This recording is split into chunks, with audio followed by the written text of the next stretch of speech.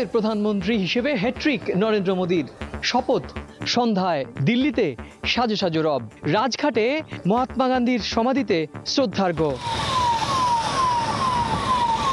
India গেটের 5 kilometre এলাকা জুড়ে নেওয়া হয়েছে নজিরবিহীন নিরাপত্তা। প্রধানমন্ত্রী শেখ হাসিনা সহ এখানে যোগ দেবেন শীর্ষ নেতৃত্ব। নয়াদিল্লি থেকে সেই খবরই জানাবো আমি, সুব্রত আচার্য।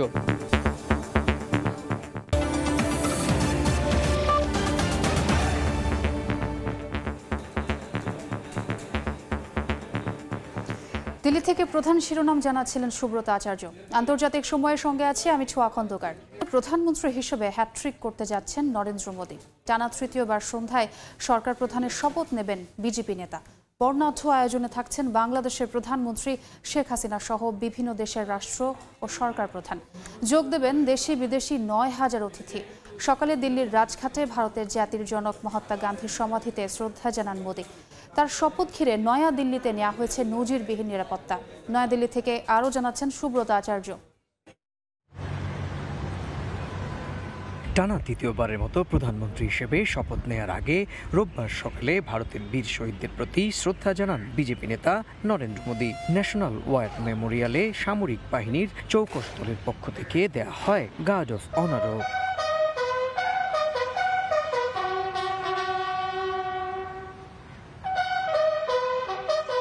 এর আগে দিল্লির রাজঘাটে ভারতের জাতির জনক মহাত্মা গান্ধীর সমাধিতে ফুল দিয়ে শ্রদ্ধা জানান নরেন্দ্র মোদী। পরে সাবেক প্রধানমন্ত্রী ও প্রয়াত বিজেপি নেতা অটল বিহারী বাজপেয়ীর সমাধিতে যান। এ সময় দলের শীর্ষ নেতারা তার সঙ্গে উপস্থিত ছিলেন। নিয়ম অনুযায়ী রাষ্ট্রপতি ভবনের চত্বরে হবে মোদীর শপথ গ্রহণ অনুষ্ঠান। প্রধানমন্ত্রী এবং কেন্দ্রীয় মন্ত্রী পরিষদের অন্য সদস্যদেরও এদিন শপথ পাঠ করাবেন রাষ্ট্রপতি দ্রৌপদী মুর্মু। তৃতীয়বার নরেন্দ্র মোদী শপথের পর জোর জল্পনা কারা জায়গা পাচ্ছেন তার মন্ত্রী পরিষদে। অনুষ্ঠানে বিশিষ্ট অতিথি হিসেবে ভারতের প্রতিবেশী ও ভারত উপমহাসাগরীয় অঞ্চলের 7 প্রধানকে আমন্ত্রণ জানিয়েছে নয়াদিল্লি। শপথ অনুষ্ঠানে বাংলাদেশের প্রধানমন্ত্রী শেখ হাসিনা সহ মালদ্বীপ, শ্রীলঙ্কা, সিচিলিস, মরিশাস, নেপাল এবং ভুটানের সরকার ও রাষ্ট্রপ্রধানরা উপস্থিত থাকবেন। পাশাপাশি একই দিন সন্ধ্যায় আমন্ত্রিত নেতারা ভারতের রাষ্ট্রপতি দ্রৌপদী মুর্মু আয়োজিত নৈশভোজেও যোগ দেবেন। মোদীর শপথ অনুষ্ঠান ঘিরে নয়াদিল্লি জুড়ে নেওয়া হয়েছে নজিরবিহীন নিরাপত্তা। রবি ও সোমবার জারি রয়েছে 144 ধারা, রাখা হয়েছে 5 স্তরের নিরাপত্তা বলয়। বলার অপেক্ষা রাখে না, আগামী কয়েক ঘন্টা বিশ্ব গণমাধ্যমের নজর থাকবে নয়াদিল্লির এই রায়সিনহা হিলের রাষ্ট্রপতি ভবনের দিকে। কারণ এখানেই তৃতীয়বারের মতো প্রধানমন্ত্রী হিসেবে শপথ নেবেন ভারতের প্রধানমন্ত্রী নরেন্দ্র মোদী। নয়াদিল্লির রায়সিনহা হিলের রাষ্ট্রপতি ভবনের সামনে থেকে সুব্রত আচার্য, সময় সংবাদ। এই মুহূর্তে ভারতের নয়াদিল্লিতে রাষ্ট্রপতি ভবন এলাকায় আছেন সহকর্মী সুব্রত আচার্য। মোদীর শপথ অনুষ্ঠানের সবশেষ খবর জানতে সরাসরি যাচ্ছি তার কাছে। কয়েক ঘন্টা বাকি রয়েছে। ইতিমধ্যে দেশ বিদেশের যারা অতিথি তারা কিন্তু ইতিমধ্যেই আসতে শুরু করেছে। এর মধ্যে জানিয়ে রাখি যে প্রতিবেশী দেশ বাংলাদেশের প্রধানমন্ত্রী শেখ হাসিনা গতকালই দিল্লিতে এসেছেন এবং তিনি কিন্তু আজকে লালকৃষ্ণ আদবানির সঙ্গে সৌজন্য সাক্ষাৎ করেন। তার বাসভবনে গিয়ে তিনি কথা বলেন, প্রায় 40 মিনিট ছিলেন সেখানে। তাদের মধ্যে পারস্পরিক সম্পর্ক নিয়ে কথা হয়, তাদের মধ্যে দুই দেশের পরিস্থিতি নিয়ে কথা হয় এবং তারপর তিনি আবার যে হোটেলে তিনি প্রধানমন্ত্রী শেখ হাসিনা উঠেছেন সেখানে চলে যান। এবং আমরা জানতে পারছি যে কিছুক্ষণ পরেই ভুটানের প্রধানমন্ত্রীর সঙ্গে প্রধানমন্ত্রী শেখ হাসিনার সৌজন্য সাক্ষাৎ হওয়ার কথা রয়েছে এবং তারপরেই প্রধানমন্ত্রী শেখ হাসিনা তার সফর সঙ্গীদের নিয়ে কিন্তু আমি যেখানটায় দাঁড়িয়ে রয়েছি রায়সিনহা হিলের রাষ্ট্রপতি ভবনে কিন্তু প্রবেশ করবেন। আর ইতিমধ্যেই অতিথিরা রাষ্ট্রপতি ভবনে প্রবেশ করতে শুরু করেছেন। কারণ জানেন যে ঘড়ির কাঁটা ধরে 7টা 25 মিনিটে রাষ্ট্রপতি দ্রৌপদী মুর্মুর মুখ থেকে শপথ বাক্য পড়বেন নরেন্দ্র মোদী তৃতীয়বারের মতো প্রধানমন্ত্রীর শপথ পড়বেন। এর আগে 1952 সালে প্রথমবারের মতো জওহরলাল নেহরু প্রধানমন্ত্রীর শপথ নিয়েছিলেন এবং তিনি পরপর 1957 সাল পর্যন্ত 3বার প্রধানমন্ত্রীর শপথ নিয়েছিলেন। সেই রেকর্ডটি কিন্তু এই মুহূর্তে ছুঁয়ে ফেলবেন বিজেপি নেতা, দ্বিতীয় এনডিএ সরকারের বিদায়ী প্রধানমন্ত্রী নরেন্দ্র মোদী।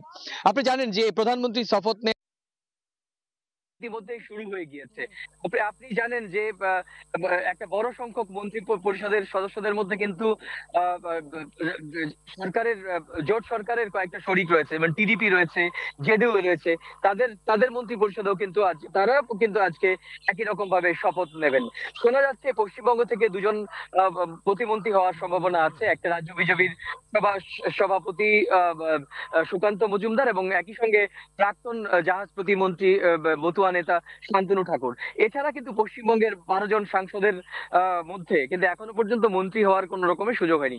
কিন্তু যেটি সবশেষ জানা যাচ্ছে যে বিজেপি এবং এনডিএ সরকারের মধ্যে কিন্তু বিজেপি প্রধান মন্ত্রক তারা রাখবেন, কারণ অর্থ মন্ত্রক, স্বরাষ্ট্র মন্ত্রক, প্রতিরক্ষা মন্ত্রক, এই সমস্ত মন্ত্রক কিন্তু বিজেপির কাছে থাকবে বলে মনে করা হচ্ছে। তো সব মিলিয়ে নয়াদিল্লির এই রাষ্ট্রপতি ভবনে এখন সাজ রব। আমি আগেও বলেছি, নিরাপত্তার চাদরে মুড়ে দেওয়া হয়েছে, গণমাধ্যমের প্রতিনিধিদের নির্দিষ্ট দূরত্বে রাখা হয়েছে। আপনি জানেন যে এই দিল্লি ইন্ডিয়া গেট থেকে পুরো 3 কিলোমিটার এলাকা জুড়ে সকাল থেকেই নজিরবিহীন নিরাপত্তা বলয় তৈরি করা হয়েছে, গণমাধ্যম কর্মীদের নির্দিষ্ট দূরত্বে দাঁড় করিয়ে দেওয়া হয়েছে। মোদির শপথ অনুষ্ঠানের সবশেষ খবর জানতে সরাসরি যুক্ত ছিলাম ভারতের নয়াদিল্লিতে। ভারতের লোকসভা নির্বাচনে একক সংখ্যাগরিষ্ঠতা না পাওয়ায় জোট নির্ভর সরকার গঠন করছে বিজেপি। শরিকদের নানা শর্ত আর প্রত্যাশার চাপে গত 10 বছরের তুলনায় এবারের মেয়াদে বহুমুখী চ্যালেঞ্জের মুখে নরেন্দ্র মোদী। বিশ্লেষকরা বলছেন, জোট শরিকদের মন রক্ষা, দলের ভেতরের কোন্দল সামলানো, দেশের বেকারত্বের হার কমানো ও কৃষক আন্দোলন সামলাতে বেগ পেতে হতে পারে মোদীকে। 400 আসনের টার্গেট নিয়ে বিজেপি মাঠে নামলেও পাশার ডান উল্টেছে এবারের ভারতীয় লোকসভা নির্বাচনে। একক সংখ্যাগরিষ্ঠতা না পাওয়ায় বেজায় চাপে গেরুয়া শিবির। টানা তৃতীয় দফায় ক্ষমতায় যেতে কোনো বিকল্প না থাকায় জোট সরকারেই নির্ভর করতে হলো নরেন্দ্র মোদীর। আর এতেই যেন ফায়দা লুটছে বিজেপি নেতৃত্বাধীন এনডিএ জোটের শরিক দলগুলো। বিস্তর শর্ত জুড়ে দিয়ে জানান দিচ্ছে এক চুল ছাড় দিতেও নারাজ শরিকরা। বিশেষ করে তেলেগু দেশম পার্টি কিংবা জেডিইউ এর নেতারা তো দফতর বন্টন থেকে শুরু করে লম্বা তালিকা নিয়ে দর কষাকষিতে ব্যস্ত। এ অবস্থায় প্রশ্ন উঠেছে, শরিকদের কাঁধে ভর করে কেমন যাবে প্রধানমন্ত্রী মোদীর পরবর্তী মেয়াদকাল? দীর্ঘদিন ক্ষমতায় এককভাবে সরকার পরিচালনা করে আসছিলেন মোদী সরকার। 2014 সালে ক্ষমতায় এসে অনেকটা একচেটিয়াভাবে সিদ্ধান্ত নেন। মোদী 2016 সালে মুদ্রা নিষেধাজ্ঞার মতো বিতর্কিত সিদ্ধান্ত নেন। 2019 সালে কাশ্মীরের বিশেষ মর্যাদা প্রত্যাহারের মতো পদক্ষেপ নেন। এজন্য কারো উপর নির্ভর করতে হয়নি বিজেপি সরকারকে। ভারতীয় গণমাধ্যমগুলো বলছে, কোনো বিষয়ে আপোষ না করা মোদীর জন্য এখন নানা শর্ত ও আবদার মিটিয়ে শরিকদের ছাড় দেয়াই চ্যালেঞ্জ বলে মনে করছেন বিশ্লেষকরা। ওয়াশিংটন ভিত্তিক থিঙ্ক ট্যাঙ্ক বলছে, জোট সরকার গঠন মোদীর জন্য নতুন সংকট, কারণ শরিকরা কড়াই গণ্ডায় নিজেদের স্বার্থ আদায় করে নেবে, যাতে প্রভাব ফেলবে দেশটির নীতি নির্ধারণেও। এছাড়া প্রকাশ্যে আসতে শুরু করেছে বিজেপির অন্দরের নানা টানাপোড়েনের খবর। প্রত্যাশা অনুযায়ী আসন না পাওয়ার জন্য দায়ী করা হচ্ছে মোদী ও অমিত শাহর নানা সিদ্ধান্তকে। পাল্টাপাল্টি দায় চাপাচ্ছেন দলটির নেতারাই। মোদীর ওপর দলের নেতাদেরই বিরাগ ভাজন হওয়ার খবরও সামনে আসছে। এদিকে নতুন কর্মসংস্থান সৃষ্টি করে বেকারত্বের হার কমানো অন্যতম বড় চ্যালেঞ্জ হবে মোদীর। প্রথমবার ক্ষমতায় এসে প্রতি বছর 2 কোটি মানুষের কর্মসংস্থান সৃষ্টির প্রতিশ্রুতি দেন, কিন্তু আদতে তা সম্ভব হয়নি বলে অভিযোগ আছে বিজেপির বিরুদ্ধে। পরিসংখ্যান বলছে, দেশটিতে বেকারত্বের হার চলতি বছরের এপ্রিলে বেড়ে 8.1% হয়েছে, যা ধীরে ধীরে আরো বাড়ছে। শুধু তাই নয়, এই মেয়াদে জনসংখ্যা ও কল্যাণমূলক নীতিগুলো প্রাধান্য পেতে পারে। বিজেপি নির্বাচনের আগে ভারতের পর্যটন খাতের সম্প্রসারণ নিয়ে যে প্রচারণা শুরু করে, সেই বিষয়টিকেও জোর দেয়া হবে। শিক্ষা খাতেও আগের চেয়ে বেশি নজর দেয়া হবে বলে আগেই জানায় মোদীর দল। এমনকি কৃষক আন্দোলন নিয়েও শিগগিরই কাজ শুরু করতে হবে নতুন সরকারের। জান্নাতুল সাদিয়া, সময় সংবাদ। এবারের নির্বাচনে রাহুলের হাত ধরে কংগ্রেসের ঘুরে দাঁড়ানোর শক্তি যোগাচ্ছে গত 1 দশক ধরে হতাশায় ভুগতে থাকা কংগ্রেস সমর্থকদের। নরেন্দ্র মোদীর অনেক কর্মকাণ্ডের বিরোধিতা করা বহু মানুষের মধ্যে আশার আলো দেখাচ্ছে কংগ্রেস। রাহুল গান্ধীর কারণে নরেন্দ্র মোদীকে এখন যে বুঝে শুনে কাজ করতে হবে তার বলার অপেক্ষা রাখে না। ভারতের লোকসভায় বিরোধী দলীয় নেতা হিসেবে রাহুল গান্ধীকে বেছে নিয়েছে কংগ্রেস। লোকসভা 2014 সাল থেকে বিরোধী দলীয় নেতা শূন্য ছিল। কোনো একক দলকে 543 আসনের অন্তত 10% পেতে হয় লোকসভায় বিরোধী নেতা হওয়ার জন্য। গত 2 লোকসভার নির্বাচনে কংগ্রেস বা অন্য কোনো দল তা পূরণ করতে পারেনি। এবার কংগ্রেস 99টি আসন পাওয়ায় সে সংকট আর থাকলো না। তাই এবার মোদীকে বিরোধী নেতার মুখোমুখি হতে হবে। গত 1 দশক ধরে প্রতিটি নির্বাচনেই বিজেপি নেতারা বিরোধী দল কংগ্রেসের গান্ধী পরিবারকে নানাভাবে আক্রমণ করেছেন। রাহুল গান্ধীকে পাপ্পু বা অপদার্থ বলে চিহ্নিত করতেও ছাড়েননি তারা। তবে এবার তিনি সেসব কটাক্ষের মোক্ষম জবাব দিয়েছেন নির্বাচনের ফলাফলের মাধ্যমে। ইন্ডিয়া জোটের বৃহত্তম দল হওয়া সত্ত্বেও কংগ্রেস যেভাবে অন্য শরিকদের বিরোধ, ইচ্ছা অনিচ্ছাকে মর্যাদা দিয়ে শেষ পর্যন্ত জোটকে ঐক্যবদ্ধ রাখতে পেরেছে, সেজন্য রাহুল গান্ধীর অবদান অনেক বেশি। কংগ্রেসের সাফল্যে ইন্ডিয়া জোটের অন্য দলগুলো যেন গান্ধীর শক্তি টের পেয়েছে। গত 1 দশক ধরে অনেকটাই হতাশায় ভুগতে থাকা কংগ্রেস সমর্থকদের শক্তি জুগিয়েছে রাহুলের হাত ধরে দলটির এ ঘুরে দাঁড়ানো। দেশটির প্রধানমন্ত্রী নরেন্দ্র মোদীর অনেক কার্যক্রমের বিরোধিতা করা বহু মানুষের মধ্যে আশার সঞ্চার করেছেন রাহুল। মোদীর বিজেপির বিরুদ্ধে ধর্মের নামে বিভাজন ছাড়াও বেকারত্ব, মূল্যস্ফীতি সহ নানা ইস্যুতে তিক্ত বহু মানুষ লোকসভায় তাদের পক্ষে কথা বলার কণ্ঠ যেন খুঁজে পেয়েছে।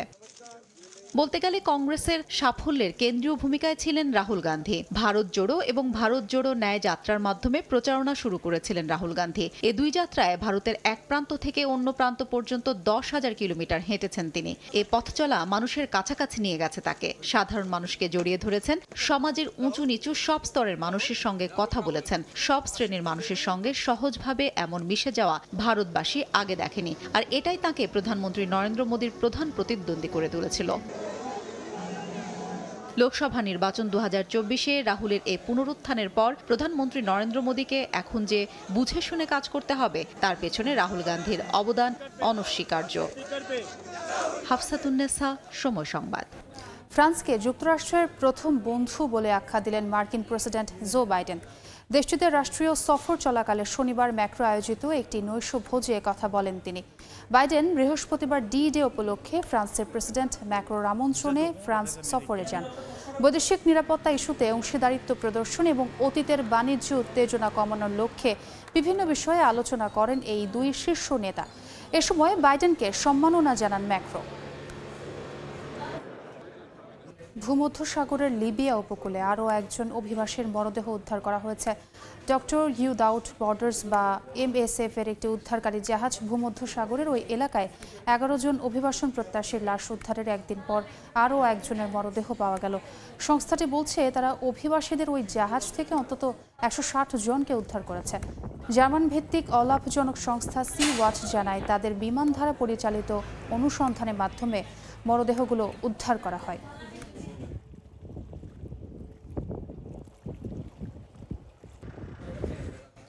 আন্তর্জাতিক সময়ের শীর্ষ সংবাদ জানিয়ে দিচ্ছি আরেকবার।